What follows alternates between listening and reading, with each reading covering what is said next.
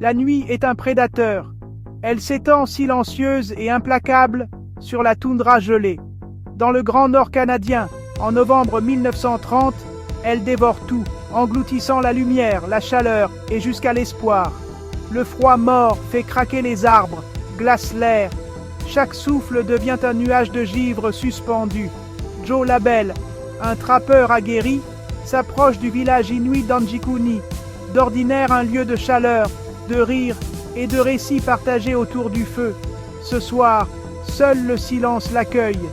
Pas un chien n'aboie, pas un enfant ne pleure, aucune fumée ne monte dans la nuit glaciale. Il appelle, le vent avale sa voix, la dispersant dans l'obscurité sans fin. La première hutte, ouverte, sombre, vide. Un parka à moitié réparé, une aiguille en os, la vie interrompue, figée dans le temps. Chaque hutte est pareille, nourriture non consommée, fusils intacts, jouets abandonnés, comme si le village avait disparu en un instant. 30 hommes, femmes et enfants disparus. Aucun signe de lutte, aucun corps, seulement l'absence. Le village est un tableau gelé, un point d'interrogation silencieux sous les aurores boréales. Labelle se tient seule, le vent hurlant comme une lamentation, portant l'écho d'une énigme sans réponse.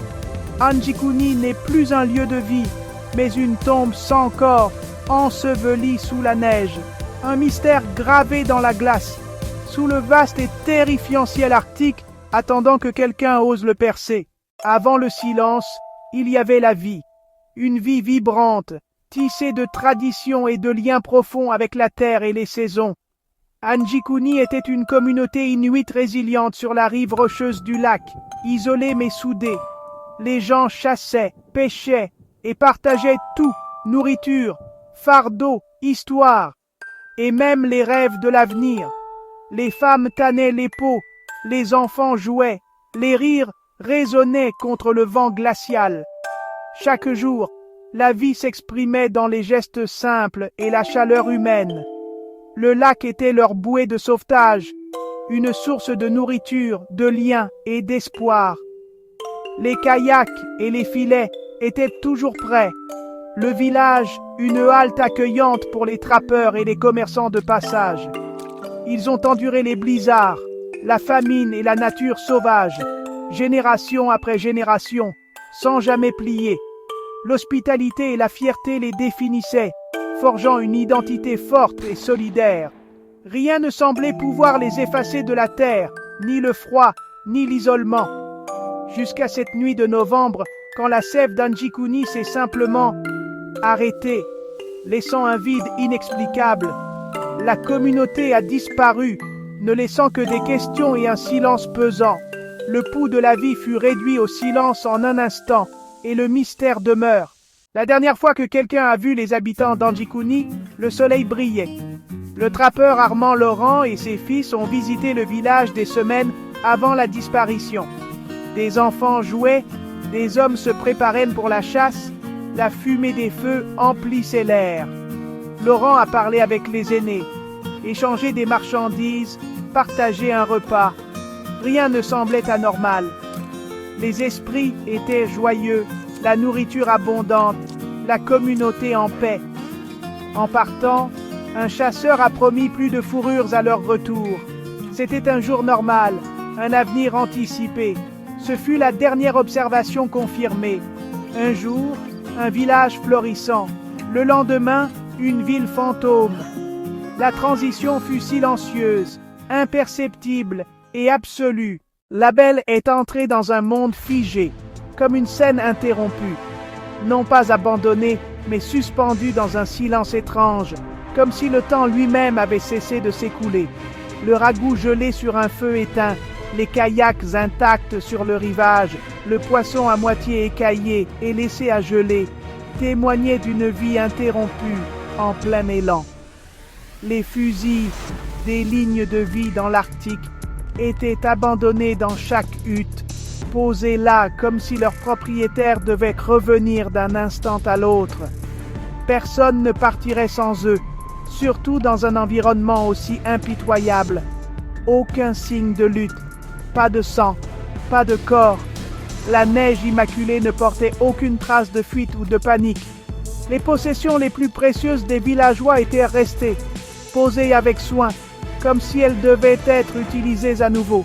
Ce n'était pas une migration, ni une attaque. C'était comme si les gens avaient été arrachés à leur vie, sans laisser de traces derrière eux. Un instant, ils cuisinaient ou réparaient. L'instant d'après, ils avaient disparu, laissant derrière eux des gestes inachevés. Le village se tenait là, une scène parfaitement préservée, tous les acteurs manquants, comme si le rideau était tombé trop tôt. Anji-Kuni est devenu un monument silencieux, à une absence inexplicable, un rappel obsédant de ce qui a été perdu. Un mystère figé dans le temps, défiant toute explication rationnelle. La Belle a alerté la gendarmerie royale du Canada. Les Mounties sont arrivés, mais le mystère s'est épaissi. Dans le cimetière, les tombes étaient ouvertes, les pierres soigneusement empilées, les corps manquants. Cette profanation était impensable dans la culture inuite.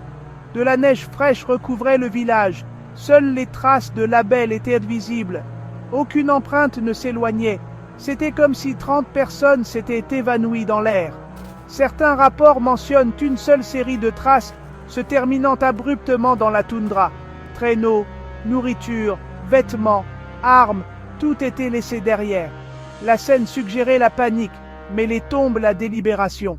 Les Mounties se sont retrouvés face à une énigme qui défiait toute logique.